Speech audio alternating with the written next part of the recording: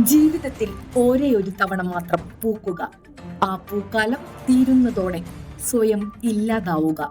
കേൾക്കുമ്പോൾ ഒരൽപ്പം സിനിമാറ്റിക്കായി തോന്നാമെങ്കിലും സസ്യലോകത്തെ ഒരു ചെടിയുടെ ഈ അപൂർവ പ്രതിഭാസത്തിനാണ് എടവനക്കാട് SDPY KPMHS ഇപ്പോൾ സാക്ഷ്യം വഹിക്കുന്നത്.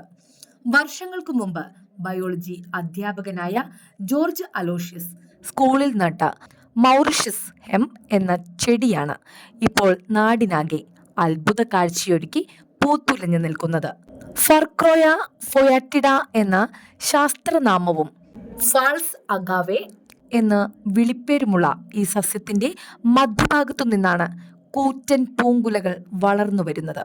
6 മുതൽ 12 മീറ്റർ വരെ ഉയരത്തിൽ ലംബമായി വളരുന്ന ഇതിന്റെ പൂക്കുലകൾക്ക് സസ്യലോകത്ത് വലിപ്പത്തിന്റെ കാര്യത്തിൽ പ്രഥമ സ്ഥാനമാണുള്ളത്.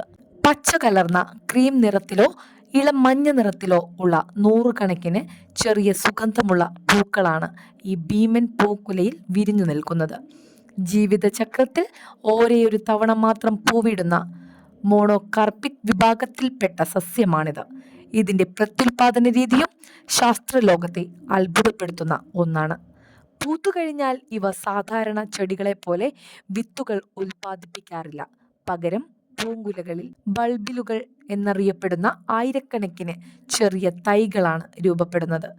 ഈ കുട്ടിത്തൈകൾ മണ്ണിൽ വീണാണ് പുതിയ സസ്യങ്ങൾ വളരുക.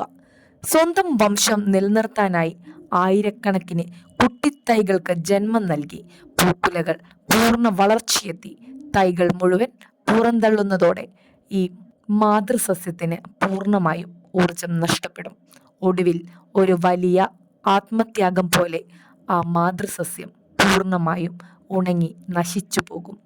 ചെടിയുടെ ആയുസ്സിലെ അവസാനത്തെയും ഏറ്റവും മനോഹരവുമായ ഈ പ്രതിഭാസം കാണാൻ സ്കൂളിലെ കുട്ടികൾക്ക് മാത്രമല്ല വഴി പോകുന്നവർക്കും ഇപ്പോൾ വലിയ തിരക്കാണ്. ജീവശാസ്ത്ര ക്ലാസുകളിൽ മാത്രം വായിച്ചറിഞ്ഞ ഈ അപൂർവ കാഴ്ച നേരിൽ കാണാൻ സാധിച്ചതിൻ്റെ ആവേശത്തിലാണ് സ്കൂളിലെ വിദ്യാർത്ഥി. ന്യൂസ് ഡെസ്ക്, നാട്ടുവാർത്ത, എടവനക്കാട്.